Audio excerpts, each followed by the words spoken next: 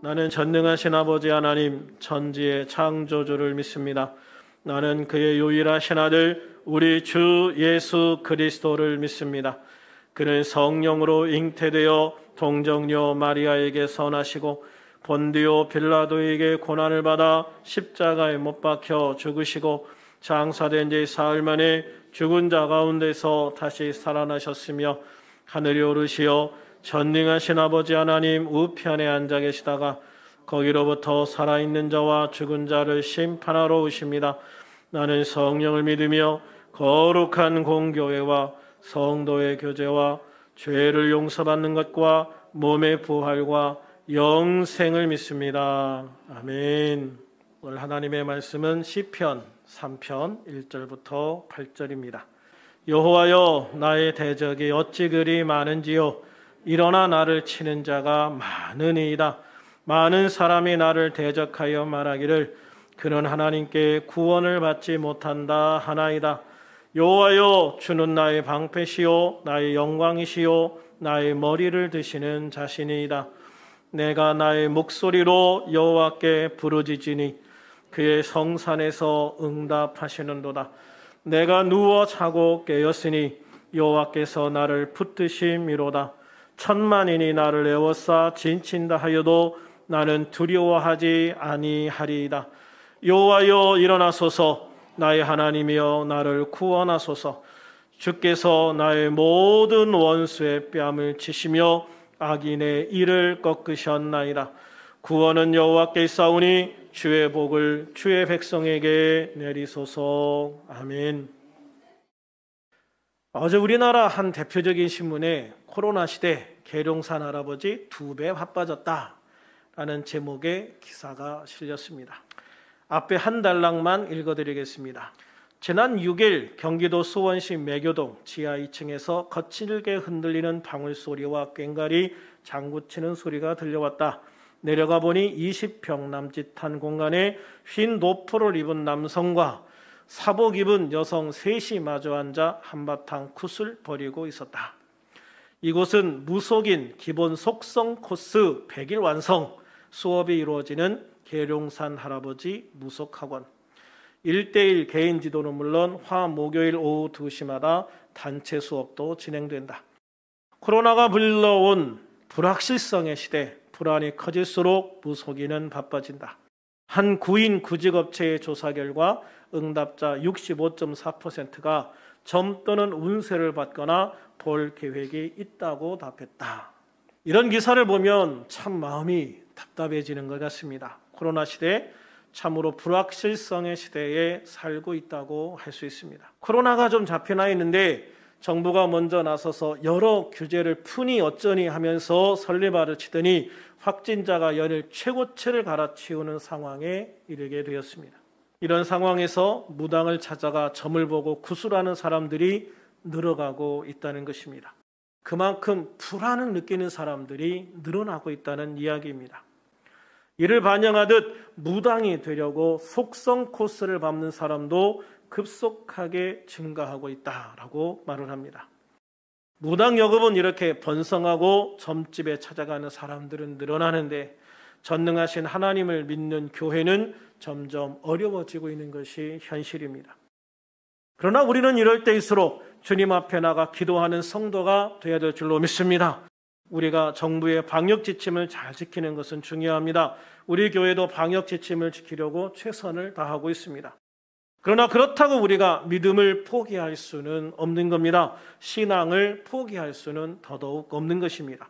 주님 앞에 나와 기도하는 것을 포기할 수는 없는 것이죠. 이런 불확실성의 시대에 우리에게 가장 필요한 것은 바로 하나님께 기도함으로 하나님의 인도하심을 받아 살아가는 것인 줄로 믿습니다. 사람들이 없는 시간에 교회에 나와서 기도하실 수도 있고, 교회에 나오기 부담스럽거나 또는 시간이 없어 어려우면 집이나 직장이나 길 어디에서도 기도할 수 있습니다. 어떤 성도는 하나님께 부르짖어 기도하고 싶어서 차를 몰고 사람들이 없는 곳을 찾아가 차 안에서 실컷 부르짖어 기도하다가 돌아왔다는 이야기도 합니다. 우리 성도들도 이런 기도의 열망, 기도의 열정이 뜨겁게 불타오르는 복된 성도, 그런 교회가 될 수 있기를 주님의 이름으로 축원합니다. 오늘 본문인 시편 3편은 지난주에 말씀드렸듯이 다윗 왕의 아들 압살롬의 반역으로 인해서 쫓겨가는 상황에서 지은 시입니다. 다윗의 입장에서 보면 가장 힘든 시간들이었을 겁니다. 자신에게 있어서 가장 불확실한 시간들이었을 겁니다. 또한 가장 절망적인 시간들이었을 겁니다. 자신의 사랑하는 아들이 자신을 향해 칼을 들고 쫓아오고 있습니다. 자신과 함께 평생 전쟁터를 누리며 생사고락을 함께했던 신하들 중에 많은 신하들이 자신을 죽이겠다고 쫓아오고 있는 상황이었습니다. 다윗은 자신에게 이렇게 많은 적들이 있을 거라고는 생각해보지도 못했습니다. 사람들이 아들의 반역으로 인해서 비참하게 쫓겨 도망가고 있는 다윗 왕을 향해 저주를 퍼붓습니다. 더 이상 일어설 수 없을 거라며 회복될 수 없을 거라며 수군거리고 악담을 합니다. 그러나 다윗은 그런 사람들의 말에 휘둘리지 않았습니다.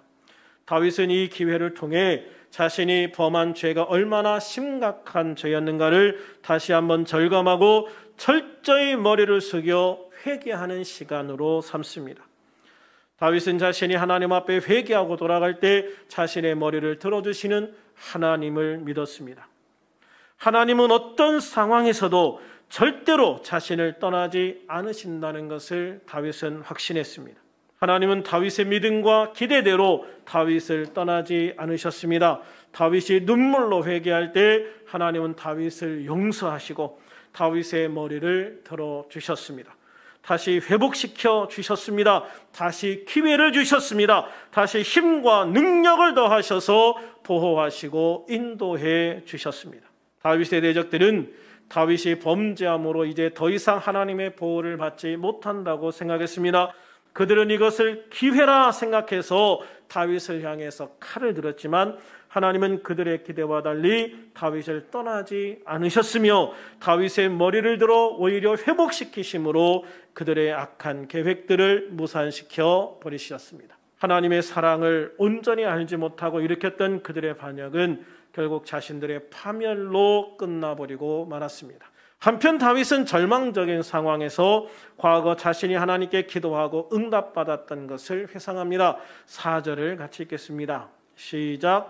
내가 나의 목소리로 여호와께 부르짖으니 그의 성산에서 응답하시는도다. 아멘. 이 말씀을 보면 이제 현재형으로 보이는데 실제 원문을 보면 이것이 과거형입니다. 그래서 더 정확하게 번역을 하려면 내가 나의 목소리로 여호와께 부르짖었더니 그의 성산에서 응답하셨도다라는 표현입니다. 그렇습니다. 다윗은 자신이 가장 힘든 시간에 과거에 하나님을 바라보며 기도하고 응답받았던 일들을 회상하며 돌아봅니다. 사울왕의 가장 큰 실수는 자신이 답답하고 힘들 때 무당을 찾아갔던 겁니다. 사울왕은 하나님이 가장 싫어하시는 일을 행함으로 자신의 수명을 다하지 못하고 전쟁터에서 비참하게 자살해야만 했던 최악의 삶으로 자신의 인생을 마감해야만 했습니다. 그러나 다윗은 일이 있으나 없으나 문제가 있으나 없으나 항상 하나님 앞에 기도하는 기도의 사람이었습니다. 이렇게 다윗처럼 기도에 힘쓴 사람이 또 있는데 바로 다니엘이라는 사람입니다. 다니엘서 6장 10절에 보면 다니엘이 기도하는 모습을 기록하고 있습니다. 같이 한번 읽어볼까요? 시작. 다니엘이 이 조서에 왕의 도장이 찍힌 것을 알고도 자기 집에 돌아가서는 윗방에 올라가 예루살렘으로 향한 창문을 열고 전에 하던 대로 하루 3번씩 무릎을 꿇고 기도하며 그의 하나님께 감사하였더라. 아멘. 다니엘은 자신의 생명을 걸고 하루에 3번씩 예루살렘을 향하여 기도했습니다. 그것도 모든 사람이 볼 수 있도록 창문을 활짝 열어놓고 기도했지요. 이렇게 기도하는 다니엘의 모습이 당시 경건한 유대인들의 모습이었다면 성경에서 가장 경건한 사람 중에 한 명인 다윗도 다니엘과 같은 모습으로 매일 3번 기도했을 것입니다. 그런 기도의 삶의 결과가 시편에 기록된 다윗의 기도들입니다. 다윗은 이러한 기도 생활을 통해서 기도하면 응답받는다. 기도하면 응답받는다라는 것을 경험적으로 너무나 확실하게 알 수 있었습니다. 본문 4절에서 고백하듯이 이런 과거의 경험은 현재의 절망적인 상황에서 기도할 수 있는 힘을 제공해 줍니다.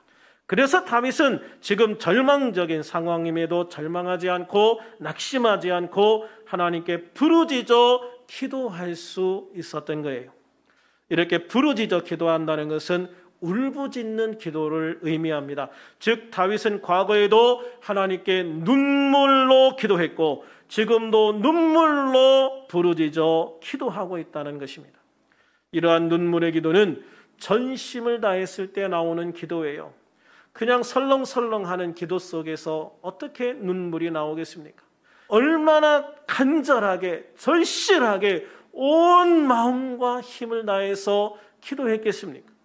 그러니 그 기도 속에서 눈물이 나오는 거지요. 그런 기도 속에서 통곡이 나오는 거예요. 그렇습니다. 다윗은 알고 있었습니다. 하나님은 하나님 앞에 나와 기도하는 자의 기도를 절대로 외면하지 않으신다는 것을. 하나님은 자기 백성이 죄를 범하면 징계는 하실지언정 그들이 다시 부르짖어 기도하면 그들을 용서하시고 다시 그들의 기도를 들어주시고 응답하시는 하나님이시라는 것을 다윗은 분명히 알고 있었던 겁니다. 우리는 이처럼 하나님이 나를 얼마나 사랑하시는지를 알아야 됩니다. 하나님이 나를 얼마나 귀하게 여기시는지를 알아야 됩니다. 하나님이 나와 얼마나 함께 있고 싶어 하시는지를 알아야 됩니다. 하나님이 얼마나 나의 기도를 듣고 싶어 하시는지를 알아야 됩니다. 하나님을 아는 것이 힘이고 능력이 됩니다. 여기에서 우리는 응답이라는 말에 대해서 좀 더 자세하게 살펴보려고 합니다. 본문 4절을 다시 보면 그의 성산에서 응답하신다고 말씀하고 있습니다. 응답이라는 말을 영어로 리스폰스라고 합니다. 이 리스폰스라는 말은 누군가의 자극이나 요구에 반응한다라는 뜻도 함께 가지고 있습니다. 이런 의미에서 본다면 기도는 하나님을 자극하는 행위라고도 할 수 있습니다. 하나님은 이 자극에 대한 반응으로 우리에게 응답을 주시는 겁니다. 그런데 이 응답, 리스폰스에 능력이라는 의미의 어빌리티라는 말을 더하면 좀 다른 뜻의 단어가 생겨납니다. 이 두 글자를 합치면 responsibility라는 단어가 되는데 단순히 이 단어를 합한 의미를 생각해 보면 응답할 수 있는 능력 이런 의미가 될 거라고 생각을 해요. 그런데 실제로는 책임이라는 뜻으로 쓰입니다. 책임. 누군가의 부름에 응답이나 반응을 잘하는 사람이 책임 있는 사람이라는 뜻입니다. 이 단어의 의미가 우리에게 보여주는 것은 하나님의 응답은 철저한 책임을 동반하고 있다. 하나님의 응답은 철저한 책임을 동반하고 있다. 누구의 책임이냐? 하나님의 책임을 동반하고 있다라는 말을 하고 있는 거예요. 그러므로 우리가 기도할 때 하나님은 책임 있는 태도로 우리에게 응답하십니다. 하나님의 기도 응답, 즉 우리의 기도에 대한 하나님의 책임 있는 태도는 다음에 세 가지 특징을 가지고 있습니다. 첫째, 우리가 찾을 때 외면하지 않으시며 반드시 응답하신다는 것입니다. 시편 91편 15절에 보면 그가 내게 간구하리니 내가 그에게 응답하리라. 그들이 환난 당할 때에 내가 그와 함께하여 그를 건지고 영화롭게 하리라 라고 말씀하고 있습니다. 또 이사야 58장 9절에 보면 내가 부를 때에는 나 여호와가 응답하겠고 내가 부르짖을 때에는 내가 여기 있다 하리라 라고 말씀하십니다. 내가 부를 때에는 나 여호와가 응답하겠고 내가 부르짖을 때에는 내가 여기 있다 하리라. 그렇습니다. 하나님은 우리의 기도를 외면하지 않으십니다. 어떤 장소에서도 어떤 상황에서도 하나님은 우리의 기도를 들으시고 응답하시는 걸 믿으시기를 바랍니다. 때로 우리가 기도할 때 하나님의 응답이 없는 것처럼 느껴질 때가 있기는 합니다. 그러나 하나님이 우리의 기도에 응답하지 않으시는 것이 아니라 우리가 하나님의 응답을 듣지 못하는 경우가 많습니다. 우리가 하나님의 응답을 듣지 못하는 이유는 나의 조급함이나 욕심 때문이기도 하고 내가 하나님의 응답을 들으려는 노력을 하지 않았기 때문이기도 합니다. 실제로 많은 성도들이 기도는 하지만 그 기도가 어떻게 응답되어지는지, 이 기도에 대해서 하나님이 어떻게 말씀하시는지를 들으려거나 보려고 하지 않는 경우들이 많습니다. 때로는 하나님의 침묵 자체가 응답이 될 때도 있습니다. 하나님이 기뻐하지 않으시면 침묵하실 때가 있습니다. 그러므로 하나님이 침묵하실 때는 왜 침묵하신지를 묻는 기도를 다시 하고, 왜 침묵하시는지를 묻는 기도를 다시 하고 주님의 응답에 귀를 기울일 필요가 있습니다. 또 때로는 내가 원하는 답이 아니어서 굳이 하나님의 응답을 외면하는 경우도 있습니다. 하나님, 내가 기도한 건 그게 아닙니다. 하나님, 내가 기도한 건 이건데 왜 하나님 저거로 응답하세요? 하나님의 응답이 있음에도 불구하고 굳이 그 하나님의 응답을 거부하는 경우들도 있다는 거예요. 내가 가장 큰 상처를 받게 될 때는 나의 기대와 하나님의 응답이 다를 때예요. 이럴 때 나의 고집대로 강행한다면 우리는 돌이킬 수 없는 아픔과 고통을 겪어야 할 수도 있다는 것을 기억하시기 바랍니다. 하나님이 반대하시는 데에는 반드시 이유가 있기 때문입니다. 하나님이 반대하시는 데에는 반드시 그에 필요한, 그에 합당한 이유가 있기 때문입니다. 그러므로 어떤 형태로 응답이 오든 우리는 기도하고 난 후에 반드시 응답을 확인하려는 자세를 가지고 하나님의 음성에 귀를 기울여서 하나님의 응답을 통해서 내가 해야 될 일에 순종하고 헌신할 때 우리를 통한 놀라운 일들이 일어나게 된다는 것을 믿으시기를 바랍니다. 둘째로, 하나님은 우리가 기도하기를 기다리고 계신다라는 것입니다. 이사야 65장 24절에 보면 그들이 부르기 전에 내가 응답하겠고 그들이 말을 마치기 전에 내가 들을 것이다 라고 말씀하십니다. 이 말씀은 내가 기도하기 전에 하나님이 미리 응답하실 것이니 기도할 필요가 없다는 말씀이 아닙니다. 여러분, 절대 그런 의미가 아닙니다. 왜 제가 이걸 강조하냐면 그렇게 가르치는 분들도 받고 그렇게 말씀하시는 성도들도 받기 때문입니다. 아닙니다. 이 말씀은 기도할 필요가 없다는 말씀이 아닙니다. 성경 어디에도 기도 안 해도 내가 미리 알아서 해준다는 말씀은 없습니다. 오히려 그 반대입니다. 하나님은 내가 기도하기를 그렇게 간절히 기다리시고 계시다라는 말씀입니다. 그런 만큼 우리가 기도할 때 하나님은 내가 그 기도를 마치기도 전에 분명하고 신속하게 응답하실 것이라고 말씀하고 계시는 겁니다. 이런 모습은 마치 탕자를 기다리는 아버지의 비유에서 아들이 아직 멀리 있는데도 아버지 집으로 돌아오는 아들을 보시고는 너무나도 기쁜 나머지 아들을 향해 달려가 껴안고 데려오시는 것과 같습니다. 이 아들은 아들이 고생하는 것, 아들이 고통받고 있는다는 것을 알고 계셨지만 먼저 찾아갈 수는 없었습니다. 그리고 그 아들이 언제 오나 정말 매일같이 눈이 빠지도록 아들이 오는 곳을 바라보고 있었습니다. 그러다가 드디어 그 아들이 돌아올 때 아직도 멀리 있는데 가까이 오기를 기다리시지 않고 달려 내려가서 껴안고 입을 맞추고 데리고 돌아온다는 것입니다. 그게 아버지의 마음이고 그게 기도하기를 기다리시는 주님의 마음이기도 한 거예요. 그래서 주님은 우리 성도들이 매일같이 기도하기를 바라시고 또 어떤 문제가 있을 때 그 문제를 빨리 기도함으로 주님 앞에 맡기고 주님의 도움을 구하기를 기다리시고 기다리신다라는 말씀이죠.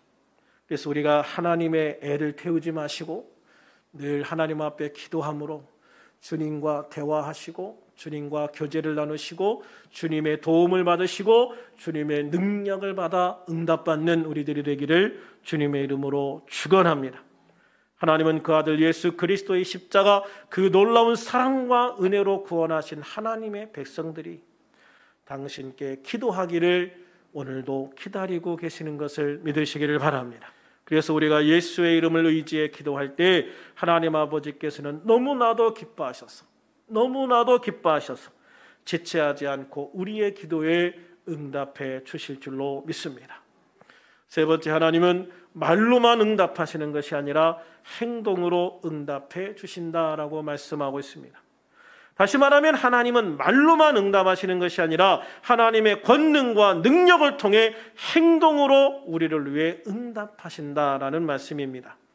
시편 60편 5절에 보면 주께서 사랑하시는 자를 건지시기 위하여 주의 오른손으로 구원하시고 응답하소서라고 기도하고 있습니다.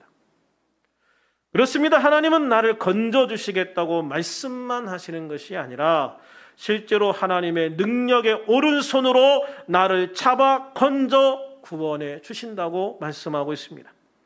또한 예레미야 33장 2절에 보면 이를 행하시는 여호와, 그것을 만들며 성취하시는 여호와, 그의 이름을 여호와라는 이가 이와 같이 이르시도다라고 하셨습니다.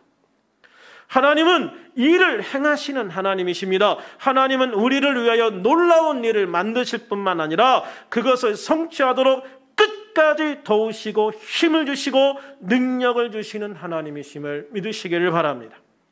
이처럼 하나님의 응답은 책임감에서 비롯된 응답입니다. 하나님은 우리의 기도에 응답하시는 것을 당신의 의무요 책임이라고 여기십니다. 세상 그 누가 우리의 부탁을 이렇게 책임감을 가지고 응답해 줄 사람이 있겠습니까? 대개 부탁을 하는 사람은 비굴해지고 부탁을 들어주는 사람은 당당해지기 일쑤입니다. 이런 상황에서 갑질이라는 말이 나오는 거지요.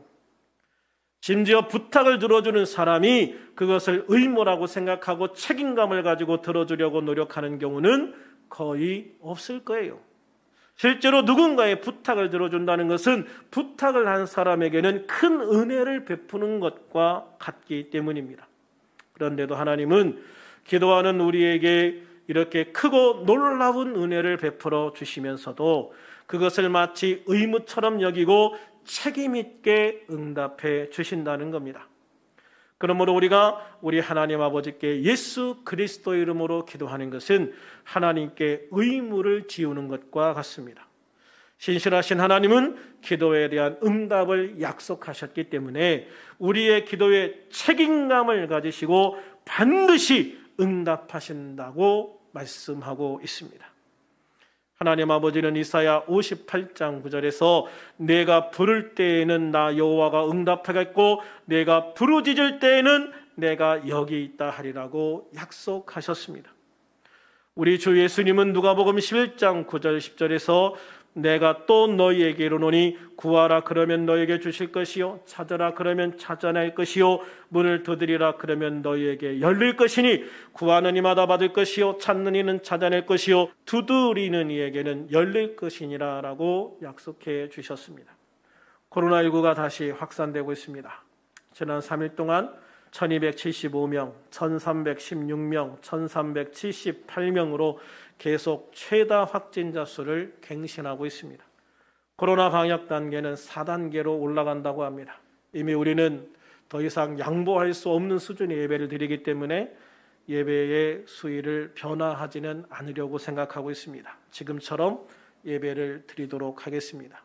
그러나 이 코로나가 언제 끝날지, 언제 일상으로 돌아갈 수 있을지 아무도 모르는 불확실성이 증가되고 있습니다. 백신만 맞으면 다 된 것처럼 홍보했던 정부의 달콤한 말들도 모두 허상임을 보여주고 있습니다. 이럴 때 우리가 믿고 의지하고 바라볼 수 있는 것은 우리 하나님 아버지와 우리 주님이신 예수님의 기도 응답에 대한 약속인 줄로 믿습니다. 힘들고 어려울 때, 마음이 낙심될 때, 환경이 너무 막막할 때 무당이나 점쟁이 찾아가지 마시고 불안해하거나 두려워하지도 마시고 주님의 약속을 의지해 믿음으로 기도하시는 우리 성도들이 되시기를 주님의 이름으로 축원합니다. 예수님의 이름으로 부르짖어 기도하는 우리들이 되기를 소망합니다. 우리가 기도할 때 하나님이 응답하실 것이고 내가 부르짖을 때 주님은 내가 여기 너와 함께 있다고 말씀하실 것입니다. 우리가 주님께 기도함으로 구하는 것을 얻게 될 것입니다. 찾는 것을 찾게 될 것입니다. 두드리는 것은 열릴 것입니다. 그러므로 지금 우리가 할 수 있는 최선, 그리고 지금 우리가 해야만 할 최고의 가치가 있는 일은 바로 기도하는 일, 기도의 자리에 앉는 것입니다.